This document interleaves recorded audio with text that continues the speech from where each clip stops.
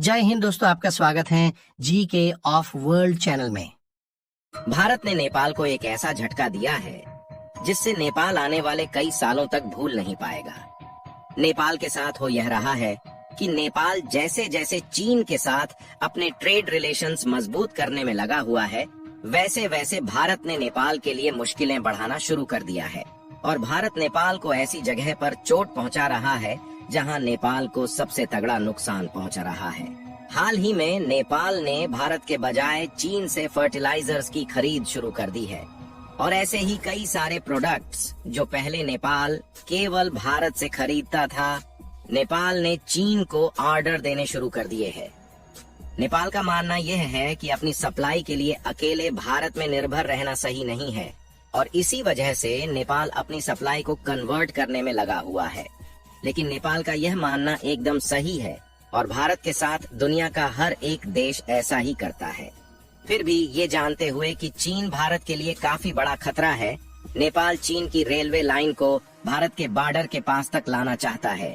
नेपाल के इन्हीं कुछ कदमों की वजह से अब भारत भी नेपाल को जमकर सबक सिखाने के मूड में आ चुका है।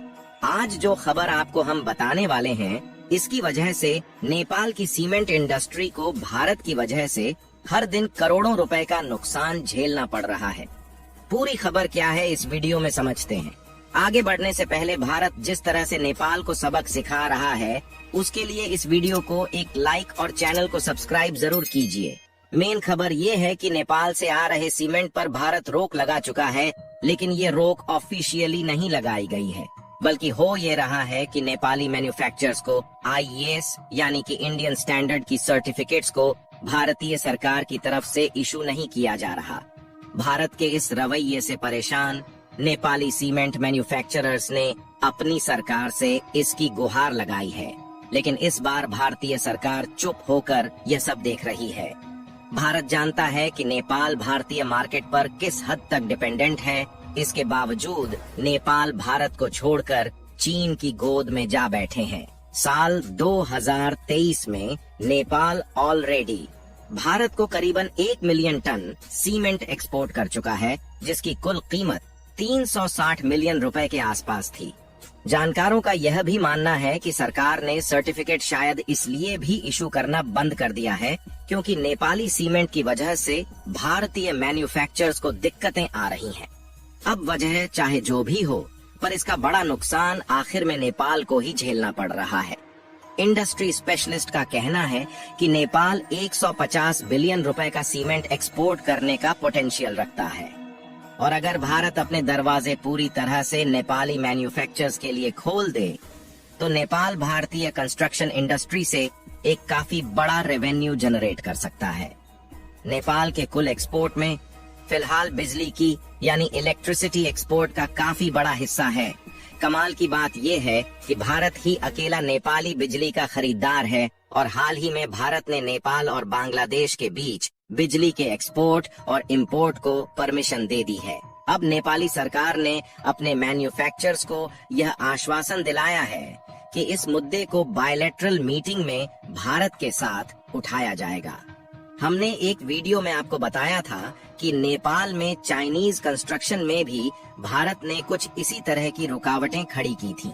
इस प्रोजेक्ट में एक्सप्लोजिव्स की जरूरत थी और चीनी डैम होने की वजह से भारत नेपाल को एक्सप्लोजिव्स की सप्लाई रोक दी थी। आखिर में नेपाल को इसकी डिमांड चीन से पूरी करनी पड़ी। हालांकि तब तक नेपाल को इसकी वजह से करोड़ों रुपए का नुकसान हो चुका था। देखिए, इस बात से यह बात तो तय हो चुकी है कि भारत के सर से पानी ऊपर निकल चुका है और नेपाल की किसी भी हरकत का जवाब अब भारत अच्छे से देना जानता है। नेपाल में सीमेंट की डिमांड से ज्यादा सप्लाई एग्जिस्ट करती है, इसलिए नेपाल को भारत जैसे बड़े मार्केट की काफी ज्यादा जरूरत है। चीन खुद सीमेंट का दुनिया में सबसे बड़ा प्रोड्यूसर है और चीन चाहकर भी नेपाल की सीमेंट इंडस्ट्री को सपोर्ट नहीं कर सकता। हमारे हिसाब से टाइम आ चुका है नेपाल से अपनी शर्तें मनवाने का, क्योंकि नेपाल का भारत की बिना सरवाइव करना बेहद मुश्किल है। इसके अलावा भारत ने चीन के खिलाफ जिस चिंगारी को शुरू किया था, अब वो आग दुनिया भर में फैलती चली जा रही है। मतलब ये है कि भारत के अलावा चीन की डंपिंग को रोकने के लिए अब कई सारे देशों ने कमान संभाल ली है और इस बार एक नॉर्थ अमेरिकन देश ने कदम आगे चलाते हुए चीन के खिलाफ एक्शन ले लिया है। अब ये एक्शन लिया तो चीन पर गया है, लेकिन इसका काफी बड़ा असर भारत के एक्सपोर्ट पर होगा। कई सालों से अपने सस्ते और घटिया प्रोडक्ट से दुनिया भर के मार्केट को भर रहे चीन के लिए एक बड़ा सबक है। और जहां एक तरफ दुनिया के देशों ने चीनी सामान पर प्रतिबंध लगाना शुरू किया है, वहीं दूसरी तरफ भारत में बने सामान की डिमांड पहले के मुकाबले कई गुना बढ़ चुकी है। आज की यह अपडेट मेक्सिको से आ रही है, जिसने आखिरकार चीन को मुंह तोड़ जवाब दिया है और फाइनली चीन की इंडस्ट्री के लिए मेक्सिको के दरवाजे बंद होने जा रहे हैं। यह इंडस्ट्री है स्टील, जिसकी डंपिंग की वजह से मेक्सिको के स्टील प्रोड्यूसर्स परेशान हो चुके थे। और अब खबर ये आ रही है कि स्टील की डंपिंग से परेशान होकर मेक्सिको ने चीनी स्टील पर 80% तक इंपोर्ट ड्यूटी लगा दी है। इसका मतलब यह है कि चीनी स्टील अब चाहकर भी इस मार्केट में किसी भी सूरत में नहीं घुस सकती।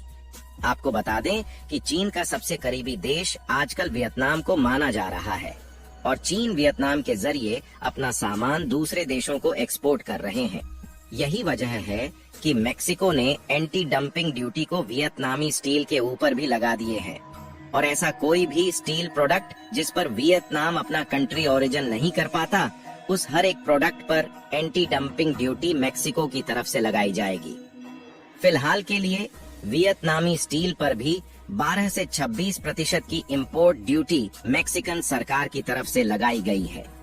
मेक्सिको के अलावा ब्राजील में भी चीनी स्टील के ऊपर 25% तक इंपोर्ट ड्यूटी लगाने की कोशिशें शुरू हो चुकी हैं। आपको बता दें कि भारत खुद मेक्सिको को छोटी मात्रा में स्टील का एक्सपोर्ट करता है और यह अराउंड 0.1 मिलियन टन है।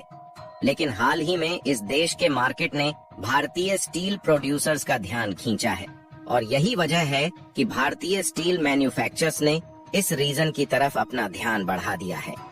आपको बता दें कि स्टील के मामले में मेक्सिको एक नेट इंपोर्टिंग देश है।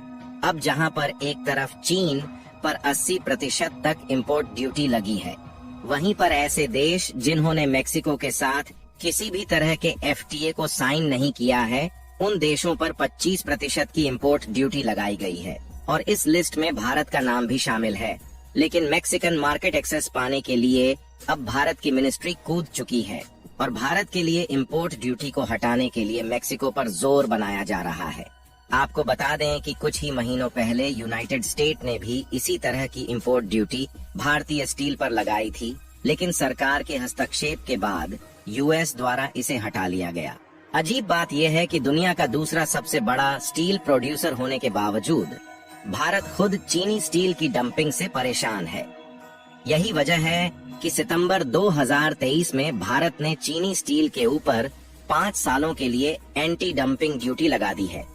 खैर, भारत के अलावा यूनाइटेड स्टेट्स, यूरोप और कुछ नॉर्थ अमेरिकन देश चीन की इस हरकत को रोकने के लिए कदम बढ़ा चुके हैं और इसकी वजह से चीन को काफी तगड़ा झटका लगने वाला है। और जहां जहां पर चाइनीज प्रोडक्ट को रोका जाएगा, वहां पर भारतीय प्रोडक्ट के घुसने की कैपेबिलिटी बढ़ जाएगी।